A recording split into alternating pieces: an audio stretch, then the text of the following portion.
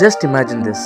இப்போ நீங்கள் உங்கள் ஃபேமிலி மெம்பர்ஸோட டெல்லிக்கு ஒரு ட்ரிப்புக்காக போகிறீங்க. ட்ராவல் பண்ணிட்டு இருக்கும்போது போகிற வழியில், தட் இஸ் இன் ஜெய்ப்பூர், உங்களோட பேக்கை ஒருத்தங்க தெஃப்ட் பண்ணிடுறாங்க.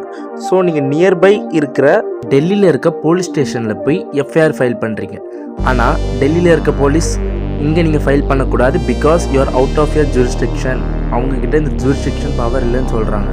தெஃப்ட் ஜெய்ப்பூரில் நடந்தனால எஃப்ஐஆர் ஜெய்ப்பூரில் தான் ஃபைல் பண்ண முடியும்னு சொல்கிறாங்க. இந்த சினாரியோ தான் 2012க்கு முன்னாடி இந்தியாவில் இருந்துச்சு. ஆனால் 2012 நடந்த நிர்பயா கேஸுக்கு அப்புறம் ஜஸ்டிஸ் வர்மா கமிட்டி ஜீரோ எஃப்ஐஆர்ன்ற ஒரு கான்செப்டை இந்தியாவில் இன்ட்ரடியூஸ் பண்ணுறாங்க.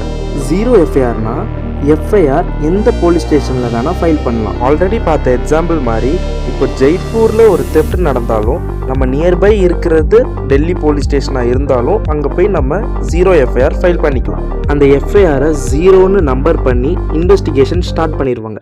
அதுக்கப்புறம் எவிடன்சஸ் எல்லாத்தையும் கலெக்ட் பண்ண அப்புறம் அந்த கேஸை கரெக்டான ஜூரிஸ்டிக்ஷனுக்கு ட்ரான்ஸ்ஃபர் பண்ணிடுவாங்க. இது பண்ணுற மூலயமா டைம் சேவ் பண்ணி ஜஸ்டிஸை ஃபாஸ்ட்டாக ப்ரொவைட் பண்ணுறாங்க.